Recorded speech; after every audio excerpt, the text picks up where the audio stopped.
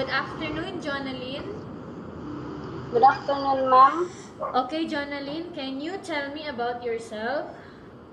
I'm jonalyn decaleng, 30 years old, married, 3 kids, and branch of Lagaw, ma'am. Okay, I have a few questions for you to answer, so let's start. Yes, Why do ma'am. you want to work as a maid? I want to work as maid, ma'am, because I want to help my family needs, ma'am. Why you choose Malaysia when there is a lot of other country? I choose Malaysia, ma'am, because the time and weather there is same as here in the Philippines, ma'am. How are you qualified for this job? Ma'am, I'm polite, hardworking, ma'am. May I know what your educational level is?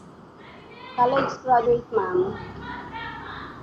What is your recent working experience? Babysitting, ma'am. Have you worked abroad before? No, ma'am. Do you have experience of taking care of elderly? Yes, ma'am. Whose elderly was that? My grandfather, ma'am. Your grandfather. How old was he?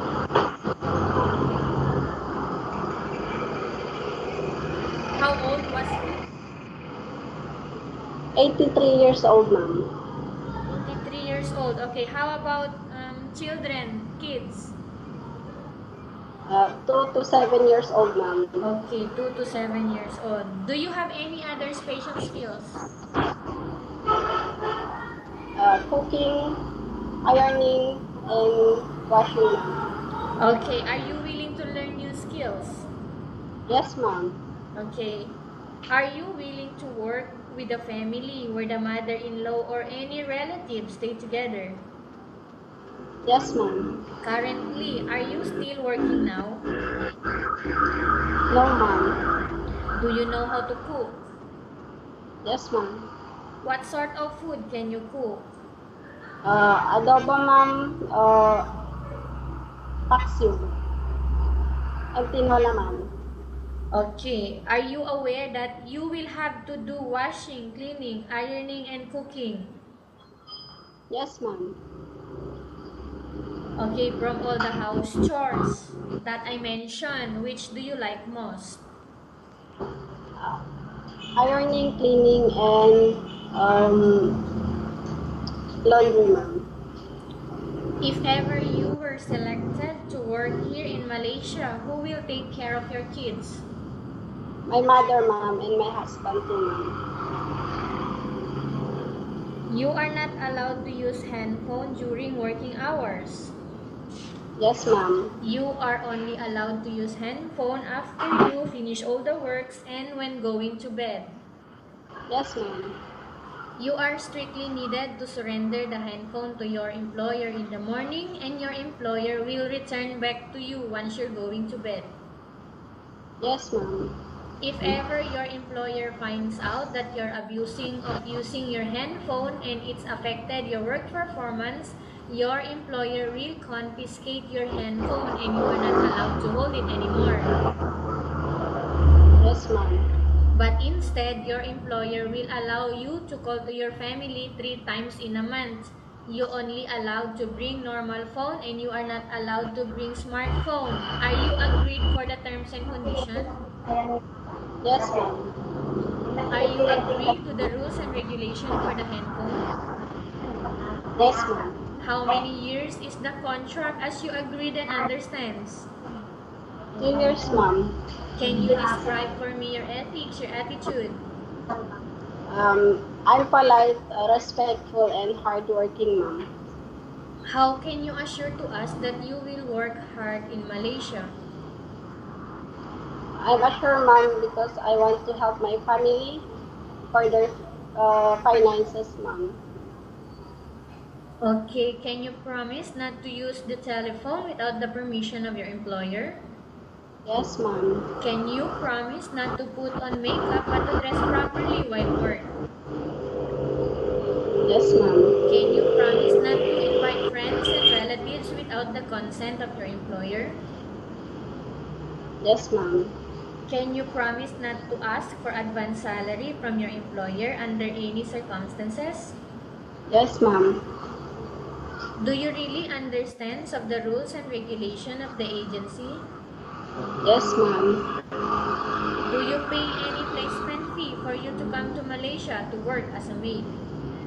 No, ma'am. Do you have any history of sickness, breast cancer, or any other illness? No, ma'am. Do you suffer from any skin diseases, allergy, or physical defect? No, ma'am. Have you suffered from any serious illness? No, ma'am. Do you smoke? No, ma'am. Have you undergone any operation? No, ma'am. Are you medically fit or are you fit to work? Yes, ma'am. Are you in any medication right now? No, ma'am. Are you allergic with any food? No, ma'am. Are you preferred to work for the employer of any race? Yes, ma'am. Are you preferred to eat the type of food taken by your employer?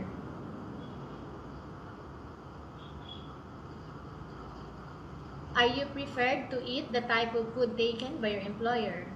Yes, ma'am. Are you afraid of being left alone in the house? No, ma'am. Are you afraid of dogs or other pets? No, ma'am. Are you afraid of dogs or other pets? No, ma'am. Okay, how about heights? No, ma'am. Can you promise to work according to instruction from your employer? Yes, ma'am. Okay, do you have any immediate family working in Malaysia? No, ma'am. Okay, Loida, we have finished the question section. Let's go to case study. I have a short case study for you and I want you to give me your answer truthfully. Yes, ma'am. Okay, you were staying here in Malaysia for about 6 months and then something happened to your family. What will you do?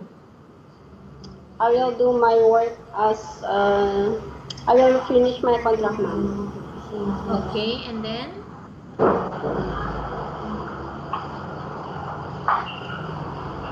I will work, ma'am, until I finish my contract. Okay. Loida, tell us about yourself again and why do you want to work in Malaysia as domestic helper? Ma'am, jonalyn po, not Loida. Ay, sorry. Okay. Loida? Okay. Kindly tell us about yourself again and why do you want to work in Malaysia as domestic helper? Ma'am, I'm respectful, hardworking, and I want to work in Malaysia, ma'am, because I want to help my family, ma'am. Okay. What do you want to tell to your employer now who are watching your video? Ma'am, please choose me because I'm respectful, honest, and hardworking, ma'am, and I will do my very best, ma'am. Okay, thank you very much, Jonalyn. We will update to your agency if there is any selection made by the employer. Yes, ma'am.